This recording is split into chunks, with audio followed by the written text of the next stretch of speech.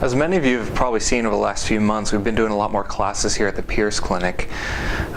One of the things we're trying to do is actually to inspire more of the community to get out and be a part of the learning process when it comes to health. Too often we take for granted that what we're told is what we should do, and if we're given instruction, basically we're not supposed to question it. If the research comes out with something new, it should be taken at face value instead of being put in context. And often this can lead to a lot of confusion and sometimes a lot of trouble down the road. So what we did at the beginning of this year is actually started a class series called the Health Fundamentals Series. And in this series, what we're doing is we're actually going over some major health topics, but we're talking about it not by the methods that people follow. We're actually going over the principles that govern those topics.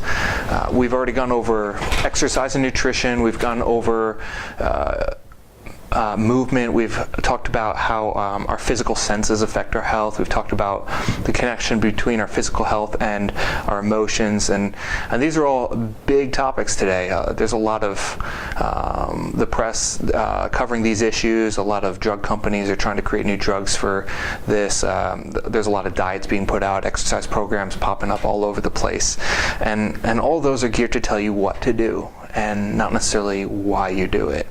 And so the Health Fundamentals classes, because we're talking about the principles that govern them, we're actually answering the question, why? Why would I get involved? Why would I do something like that? What does it have to do with my health, my physiology, my body? And so when we start to ask questions, for example, why am I going to do that? Why do I need to care? How does it pertain to my health, and in what context is it relevant? Then it opens up, in a way, a can of worms that rarely is opened up in our education processes and even in our colleges sometimes. So the Health Fundamentals series is going to continue, and we actually have a 5th class coming up on June 26th. It's a Thursday at 6:30 p.m. and this next topic has to do with the environment and our health. And we call it 7 generations. Basically, there is an Iroquois law where they would make all their decisions based on what they were going to do in the future, not just about the environment, but including the environment. They would consider the impact it would have 7 generations down the line. So what we're going to do is explore a little bit about the decisions that have been made in the past that lead to the environment that we're experiencing now. And we're talking about the natural environment, the water, the air, pollution. These are all topics that fall into it, and usually we're talking about the do's and the don'ts, but not the principles that govern them.